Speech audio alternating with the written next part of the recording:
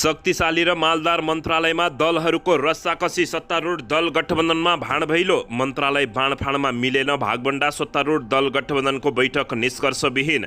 सत्तारूढ दल गठबन्धनको बैठक आज पनि बस्दै सरकारलाई पूर्णता दिनेबारे छलफल। गठबन्धन बैठकमा प्रचण्डको स्पष्टीकरण, अयोग्य लडाकुलाई 2 लाख दिने निर्णय गरेकै छैन। राष्ट्रिय स्वतन्त्र पार्टीका नेता मुकुल ढकाल भन्छन्, छलफल भएको छैन, उपप्रधान सहित गृह मन्त्रालय पाए सोच्न सक्छौँ। गण्डकीमा माओवादीको निर्णय कुर्दै काङ्ग्रेस, प्रचण्डको निर्देशन कुर्दै माओवादी। राप्रपा भन्छ, अयोग्य लडाकुका नाममा फेरि रकम वितरण गर्ने सरकारको निर्णय अराजकताको प्रकाष्ठ। गठबन्धनभित्रै उपगठबन्धन बनाउन 3 दल सक्रिय किन गरिरहेका छन् त? प्रचण्डले नै मोर्चाबन्दी। यसबारे सम्पूर्ण जानकारी। बाराको क्षेत्र नम्बर 2 को उपनिर्वाचनमा जसपाले खोज्यो सत्तारूढ दल गठबन्धनका दलहरूको सहयोग। 50,000 घुस सहित जनकपुर धाममा वडाध्यक्ष र वडा सचिव पक्राउ। बारामा पनि उपेन्द्र यादव विरुद्ध काउन्टर दिने तयारीमा सिके राउत। झापामा पूर्व राजासँग राप्रपाका नेतृत्वको सामूहिक भेट। राज संस्था पुनर्स्थापना गर्नेबारे छलफल। काङ्ग्रेस सांसद नआएपछि मुख्यमन्त्री जमल कटेलले विश्वासको मत लिने कार्यक्रम भयो स्थगित। पूर्व राजासँग भेटवार्ता गरेपछि रविन्द्र मिश्रले भने, बीचमा देशको मियो, छेउछेउमा हामी। नागरिक उन्मुक्ति पार्टीद्वारा 2 मन्त्रालयमा दाबी। अध्यक्ष रञ्जिता श्रेष्ठ आफै मन्त्री बन्ने तयारीमा। राहदानी प्रकरणमा रवि लामिछानेलाई सफाई दिनु राजनीतिक सौदाबाजी भएको राष्ट्रिय जनमोर्चाको निष्कर्ष। शीर्ष नेतालाई भेटेर काङ्ग्रेसका दलका नेताले भने, प्रदेशलाई मध्यावधि चुनावमा जानबाट रोक्नुहोस्। र प्रधानमन्त्री पुष्पकमल दाहाल प्रचण्ड विरुद्ध नाराबाजी गर्ने 3 युवालाई 5 दिन थुनामा राखेर अनुसन्धान गर्न अनुमति। प्रहरीले युवाहरूको मुख थुन्दै पक्राउ गरेको विषयमा नेकपा एमाले माग्यो सरकारसँग जवाब।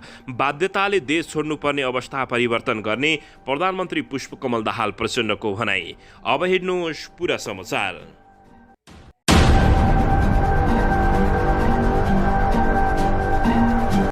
दर्शक महानुभावहरू नमस्कार। नेपाली न्युज टिभीको न्युज बुलेटिन खबरमा यहाँहरूलाई हार्दिक स्वागत छ। सदाझै आज पनि तपाईँहरूमा देश तथा विदेशका महत्त्वपूर्ण समाचार अपडेटका साथ उपस्थित भइसकेका छौँ। दर्शक महानुभावहरू, हामीलाई तपाईँहरूले कहाँदेखि हेर्दै हुनुहुन्छ नेपाल भए जिल्ला र ठाउँको नाम लेख्नुहोला। यदि विदेशमा हुनुहुन्छ भने आफू रहेको देशको नाम पनि लेख्न नभुल्नुहोला। र हाम्रो च्यानल नेपाली न्युज टिभीलाई अहिलेसम्म पनि सब्सक्राइब गर्नुभएको छैन भने सब्सक्राइब गर्नुहोला, साथै सँगै रहेको बेल आइकनलाई दबाउन पनि नभुल्नुहोला। आउनुहोस् दर्शक महानुभावहरू, आजको पहिलो तथा विशेष खबरतर्फ लागौँ। दर्शकबिन, राष्ट्रिय प्रजातन्त्र पार्टीका शीर्ष नेताहरूले झापा पुगेर पूर्व राजा ज्ञानेन्द्र शाहसँग सामूहिक भेटवार्ता गर्दै राज संस्था पुनर्स्थापनाको बारेमा गोप्य छलफल गरेको खुलासा भएको छ। भेटमा देशको समसामयिक परिस्थिति र राज संस्था पुनर्स्थापनाको विषयमा छलफल भएको हो। राप्रपाका अध्यक्ष राजेन्द्र लिङदेल, वरिष्ठ उपाध्यक्ष रविन्द्र मिश्र, वरिष्ठ नेता डाक्टर प्रकाश शरण लोहनी र महामन्त्री डाक्टर धवल शमशेर राणा पूर्व राजा ज्ञानेन्द्र शाहलाई भेट्न झापा पुगेका थिए। पूर्व राजाकै प्रस्तावमा यो भेटवार्ता भएको बुझिएको छ। सम्भवतः राजतन्त्र फर्काउनको लागि निकै कडा सङ्घर्ष गर्नुपर्ने र अब एक्सनमा उत्रिने समेत बताइएको छ। राप्रपाका वरिष्ठ नेता डाक्टर प्रकाश शरण लोहनीले भेटवार्ताका क्रममा पूर्व राजाबाट देशको अवस्थाबारे चिन्ता प्रकट भएको बताएका छन्।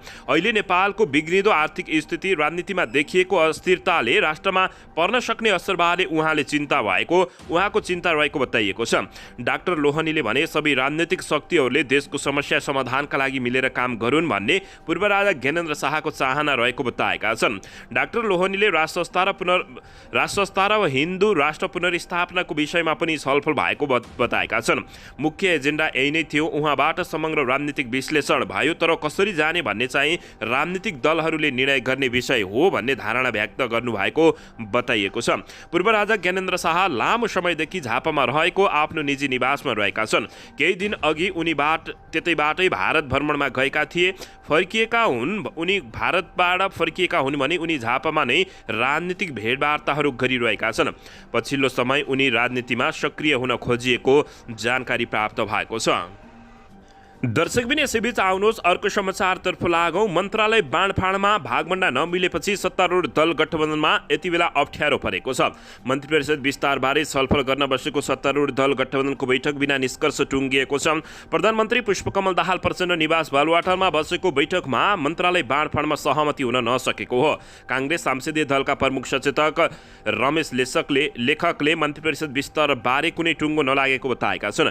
लेखकले भने आज प्रारम्भिक छलफल भयो। सरकार विस्तारबारे थप छलफलका लागि प्रधानमन्त्रीले आवश्यकता अनुसार बैठक बोलाउनुहुन्छ उनले बताएका छन्। अहिले नै सरकार विस्तारको कुनै टुङ्गो लागेको छैन। प्रधानमन्त्री पुष्पकमल दाहाल प्रचण्डले सोही 6मा विश्वासको मत लिएपछि मन्त्री विस्तारका लागि गृह कार्य भइरहेको छ, तर सत्ता साझेदार दलबीच भागभण्डा मिल्न सकेको छैन। पुष 10मा नेकपा एमालेको सहयोगमा प्रचण्ड प्रधानमन्त्री भएका थिए। राष्ट्रपति निर्वाचनको मनोनयनको अघिल्लो दिन फागुन 12 गते गठबन्धन टुटेको हो।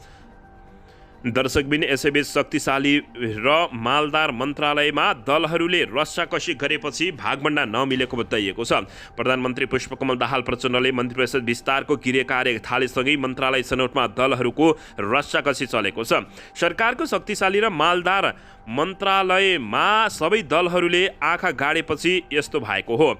वर्तमान 8 दलीय सत्ता गठबन्धनमा 2 दल थपिएर 10 दलीय बन्न पुगेको गठबन्धनका अधिकांश दलहरूले महत्त्वपूर्ण मन्त्रालय रोज्न थालेपछि मन्त्री परिषद विस्तार लम्बिन सक्ने देखिएको छ। संयुक्त सरकार भएकाले गठबन्धनमा सामेल दलहरूबीच शक्ति वितरणमा सहमति जुटाउन केही समय लाग्ने जिकिर गर्दै नेपाल कम्युनिस्ट पार्टी माओवादी केन्द्रका एक नेताले भने प्रधानमन्त्री एक्लैले चाहेर मात्रै हुँदैन, गठबन्धनमा धेरै दल समावेश भएकाले सबैका राय सल्लाह अनुसार नै निर्णय लिनुपर्ने उनले बताएका छन्। यसैबीच संसदको सबैभन्दा ठूलो दल नेपाली काङ्ग्रेसले गृह वा अर्थसहित भौतिक पूर्वाधार तथा यातायात, स्वास्थ्य तथा जनसङ्ख्या, उद्योग वाणिज्य तथा आपूर्ति मन्त्रालय लिने विषयमा छलफल भइरहेको बताएका छन्। यद्यपि गठबन्धन दलहरूबीच छलफल जारी रहेकाले केही दिन निर्णयमा पुगिन सक्ने बताइएको छ। त्यस्तै नेकपा एकीकृत समाजवादी पार्टीले पनि गठबन्धन बनाउन महत्त्वपूर्ण भूमिका निर्वाह गरेको भन्दै उपप्रधानमन्त्री सहित गृहमन्त्रीको दाबी गरिरहेको छ। पार्टी प्रचार विभाग जगन्नाथ खतिवडाले गृह सचिव उपप्रधानमन्त्रीमा आफ्नो दलको दाबी कायमै रहेको दोहोऱ्याएपछि सत्तारूढ दल गठबन्धनमा रस्साकसी चलेको जानकारी प्राप्त भएको छ।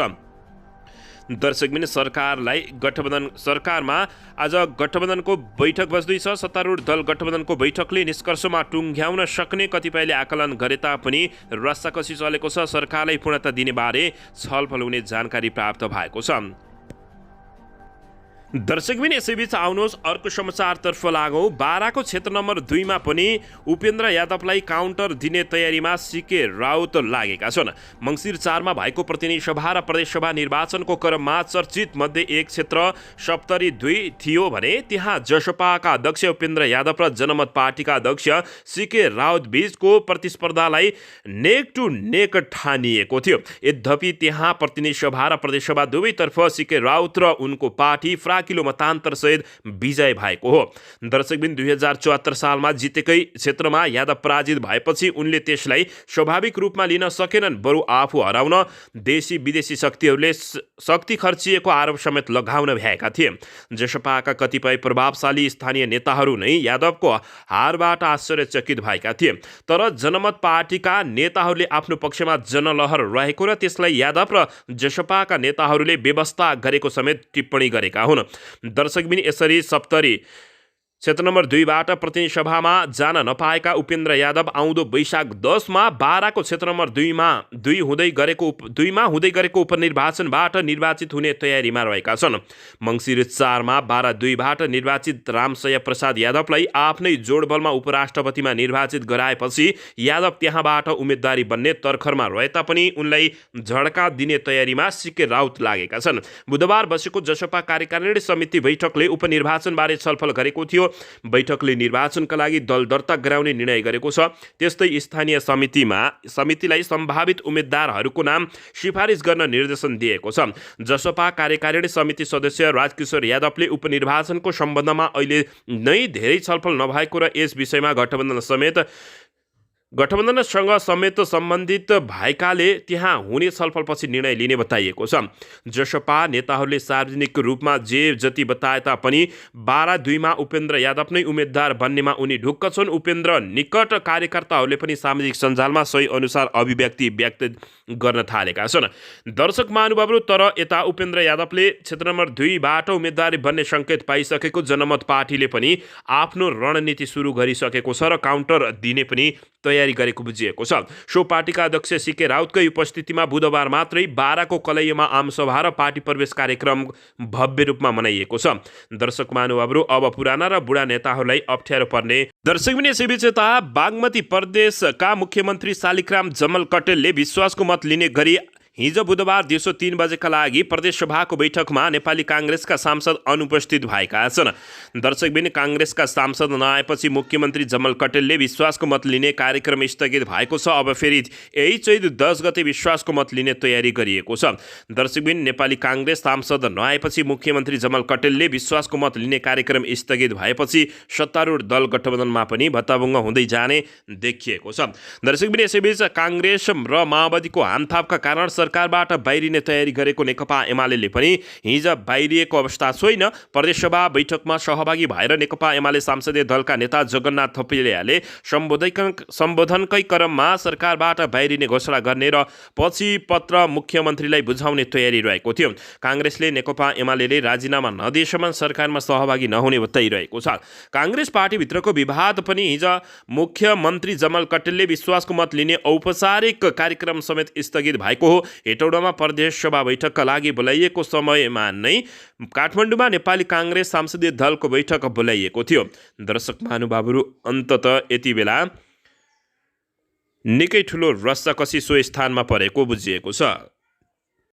दर्शकबिन, यसैबीच आउनुहोस् अर्को समाचारतर्फ लागौँ। प्रधानमन्त्री पुष्पकमल दाहाल प्रचण्ड विरुद्ध नाराबाजी गर्ने 3 युवालाई थुनामा राखेर अनुसन्धान गर्न प्रहरीले अनुमति पाएको छ।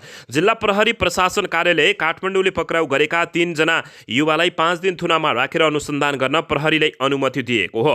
यसैबीच मङ्गलबार बानेश्वरमा प्रधानमन्त्री पुष्पकमल दाहाल प्रचण्ड विरुद्ध नाराबाजी गरेको आरोपमा सोलाखुम्बुका 23 वर्षीय उद्धव बस्नेत, बागलुङका 30 वर्षीय सोम शर्मा र बोझाङका 18 वर्षीय विप्लव खड्कालाई प्रहरीले पक्राउ गरेको बताइएको छ।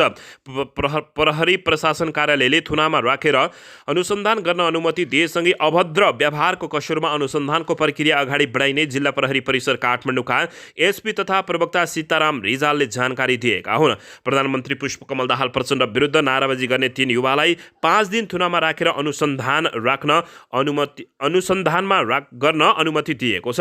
दर्शकबिन, यसैबीच प्रहरीले युवाहरूको मुख थुन्दै पक्राउ गरेको विषयमा नेकपा एमाले सरकारसँग माग गरेको जानकारी प्राप्त भएको छ। राष्ट्रिय सभाको हिजोको बैठकमा सांसदहरूले मुलुकको समसामयिक राजनीतिक तथा सामाजिक विषयको बारेमा सरकारको ध्यान आकर्षण गराएको अवस्थामा दर्शक महानुभावहरू, नेकपा एमाले भने सो विषयमा माग गरेको छ। शून्य समयमा बोलेकी नेकपा एमालेकी सांसद विमला राई पौड्यालले नागरिकको स्वतन्त्रपूर्वक बोल्न पाउने हक तथा अधिकारप्रति प्रहरीले गतिविधि गरेको जनाउँदै किन त्यसो भएको हो भन्दै गृह मन्त्रालयले उचित जवाब दिनुपर्ने माग गरेका छन्। हिजो बानेश्वरमा प्रधानमन्त्री पुष्पकमल दाहाल प्रचण्ड सहभागी भएको एक कार्यक्रममा केही व्यक्तिले नारा लगाएपछि प्रहरीले उनीहरूको मुख थिनेर नियन्त्रणमा लिएको तस्बिर र भिडियो यति बेला जताततै भाइरल भएको छ। त्यसपछि सामाजिक सञ्जालमा सो घटनाको आलोचना भएको थियो भने पौड्यालले सोही घटनालाई लक्षित गर्दै गृह मन्त्रालयसँग जवाफ मागेकी छिन्। यति बेला गृह मन्त्रालय प्रधानमन्त्री पुष्पकमल दाहाल प्रचण्डको माताहातमा रहेको छ। यस्तै सांसद सिंहबहादुर विश्वकर्माले सिराहाको एक स्थानीय तहका प्रमुखले दलित समुदायमाथि छुवाछुत र भेदभाव गरेको भन्दै आवाज उठाएका थिए। दर्शकबिन, यसैबीच यता प्रधानमन्त्री पुष्पकमल दाहाल प्रचण्डले बाध्यताले विदेशिनु पर्ने अवस्था परिवर्तन गर्ने प्रतिबद्धता जनाएका छन्। वैदेशिक रोजगारी तथा विदेशमा स्वरोजगारमा रहेका श्रमिकहरूको समसामयिक सुरक्षा योजना शुभारम्भ कार्यक्रमलाई सम्बोधन गर्दै प्रधानमन्त्री पुष्पकमल दाहाल प्रचण्डले विदेशमा श्रम गर्ने युवाहरूकै मेहनतले नेपालको अर्थतन्त्र चलिरहेको भए पनि अब बाध्यताले देश छोड्नुपर्ने अवस्था परिवर्तन गर्ने आफ्नो लक्ष्य रहेको प्रधानमन्त्री पुष्पकमल दाहाल प्रचण्डले बताएका छन्। प्रधानमन्त्री पुष्पकमल दाहाल प्रचण्डले भनाइ राख्दै भने देशमा आन्तरिक रोजगारी सिर्जना गरी यो उत्पादनशील र सङ्घर्षशील देशको जनशक्तिलाई देशको विकासमा लगाउनु पर्ने चुनौती हामी सबैलाई थाहा नै छ। अहिले बाध्यतावश विदेशिनु परेका युवाहरूले देशको अर्थतन्त्रलाई सहयोग पुर्याइरहेको छ। बाध्यताले बाहिर जानु परेको अवस्थालाई परिवर्तन गर्ने नै छौँ, प्रधानमन्त्री प्रचण्डको भनिरहेको थियो। वैदेशिक रोजगारीका लागि बाहिरिने युवाहरूलाई दुःख दिने कार्य सरकारले सहाय नहुने भन्दै उनले चेतावनी दिएका छन्। उनले बाध्यताले बाहिरिएका युवाहरूको अवस्था परिवर्तन गर्न देशमा स्वरोजगार सिर्जना गर्न आवश्यक रहेको र पहल गरिने समेत बताएका छन्। प्रधानमन्त्रीले वैदेशिक रोजगार तथा विदेशमा रोजगारीमा रहेकाहरूलाई लक्षित गरी सामाजिक सुरक्षा योजनाको शुभारम्भ गरिएको जानकारी समेत दिएका छन्। यसैबीच उनले देशभित्रै जनशक्तिलाई उत्पादनशील क्षेत्रमा लगाउन आवश्यक पहल गर्ने समेत वचन दिएका हुन्। दर्शकबिन यसैबीच आउनुहोस् अर्को समाचारतर्फ लागौँ। 50,000 घोषसहित जनकपुर धामका वडा अध्यक्ष र वडा सचिव पक्राउ परेका छन्। धनुषाको जनकपुर धाम उपमहानगरपालिका 11 का वडा अध्यक्ष र वडा सचिव घोषसहित पक्राउ परेका हुन्। अख्तियार दुरुपयोग अनुसन्धान आयोगले वडा अध्यक्ष अर्जुन कुमार चौधरी र वडा सचिव माधव कुमार राईलाई 50,000 रुपियाँ घोषसहित पक्राउ गरेको प्रवक्ता भोला दाहालले जानकारी दिएका छन्। उनीहरूलाई बुधबार जनकपुर धाम 6 को राम जानकी अस्पताल नजिकैबाट पक्राउ गरिएको बताइएको छ। उनीहरूले जग्गा दर्ता कायम गर्न सरजिमिन मुचुल्काको रोहबारमा दस्ताखत गर्न सेवाग्राहीसँग घुस मागेको बताइएको छ। घुस मागेको खबर पाएपछि अख्तियारको बर्दिया बास टोली खटिएको थियो। उक्त टोली पुगेर रकमसहित उनीहरूलाई पक्राउ गरेको जानकारी प्राप्त भएको छ। दर्शक महानुभावहरू, पछिल्लो समय नेपालमा हत्या, हिंसा, बलात्कार जस्ता जघन्य अपराधहरू बढिरहेका छन्। यसबारे तपाईँहरूले के भन्न चाहनुहुन्छ? मन लागेको प्रतिक्रिया दिन नभुल्नुहोला। दर्शकबिन यसैबीच आउनुहोस् अर्को समाचारतर्फ लागौँ। प्रधानमन्त्री पुष्पकमल दाहाल प्रचण्डले माओवादीका अयोग्य लडाकुलाई जनहे 2 लाख रकम दिने निर्णय सरकारले नगरेको स्पष्ट पारेका छन्। उता राप्रपाले भने यसको चर्को विरोध गरेको छ। बुधबार साँझ बसेको गठबन्धन दलको बैठकमा प्रधानमन्त्रीले यस्तो कुनै निर्णय नभएको स्पष्ट पारेको काङ्ग्रेसका नेता रमेश लेखकले जानकारी दिएका छन्। माओवादीका अयोग्य लडाकुलाई 2 लाखका दरले रकम दिने भन्ने विषयमा प्रधानमन्त्रीले यस्तो निर्णय नगरेको स्पष्ट पारेको लेखकले बताएका हुन्। नेपाली काङ्ग्रेस, नेकपा माओवादी केन्द्र र नेकपा एकीकृत समाजवादी पार्टी लगायत सत्तारूढ दल गठबन्धनबीच सरकार विस्तारबारे छलफल भएको उनले बताएका छन्। बैठकमा मन्त्री परिषद लगायत समसामयिक विषयमा पनि छलफल भएको उनले जानकारी दिएका हुन्। यसैबीच समसामयिक राजनीतिक परिस्थितिका बारेमा गठबन्धनका केही नेता बसेका हौँ सरकार विस्तार गर्ने विषयमा प्रारम्भिक छलफल भएको छ। चाँडोभन्दा चाँडो सरकारलाई पूर्णता दिने विषयमै बैठक केन्द्रित भएको उनले बताएका छन्। बैठकमा प्रधानमन्त्री दाहालसहित काङ्ग्रेस सभापति शेरबहादुर देउवा, उपसभापति पूर्णबहादुर खड्का, नेकपा एकीकृत समाजवादी पार्टीका अध्यक्ष माधव कुमार नेपाल र जसपाका अध्यक्ष उपेन्द्र यादव सहभागी भएको जानकारी प्राप्त भएको छ। दर्शकबिन यसैबीच आउनुहोस् अर्को समाचारतर्फ लागौँ। दैलेखमा मनोकामना ग्यास बोकेको ट्रक दुर्घटना हुँदा 3 जनाको घटनास्थलमै मृत्यु भएको छ भने 1 जना घाइते भएका छन्। जिल्ला प्रहरी कार्यालय दैलेखका अनुसार गुराँस गाउँपालिका 4 ताल पोखरी बजार नजिक बुधबार बिहान नेपालगञ्जबाट दैलेखका लागि ग्यास लिएर जाँदै गरेको भए 1 ख 2201 नम्बरको ट्रक दुर्घटनामा परि चालक सहित 3 जनाको मृत्यु भएको खबर प्राप्त भएको छ। मृत्यु हुनेमा चालक किशोर चौधरी, लक्ष्मीराम चौधरी र विष्णु चौधरी रहेको जिल्ला प्रहरी कार्यालय दैलेखका डीएसपी किशोर लम्सालले जानकारी दिएका छन्। लम्सालका अनुसार सहचालक प्रकाश कुमाई घाइते भएका छन्। ट्रक सडकबाट झन्डै 100 मिटर तल खसेको जानकारी प्राप्त भएको छ। दर्शकबिन यसैबीच आउनुहोस् अर्को समाचारतर्फ लागौँ। बुटवलको तिलोत्तमा नगरपालिकाले नगर क्षेत्रमा गुड्खाजन्य पदार्थको बिक्री वितरणमा रोक लगाएको छ। गुड्खाजन्य पदार्थले स्वास्थ्यमा गम्भीर असर पार्ने र त्यसबाट निस्केको फोहोरले नगर क्षेत्रको सौन्दर्यतामा समेत प्रतिकूल असर पारेको भन्दै बिक्री वितरणमा रोक लगाउने निर्णय गरेको छ।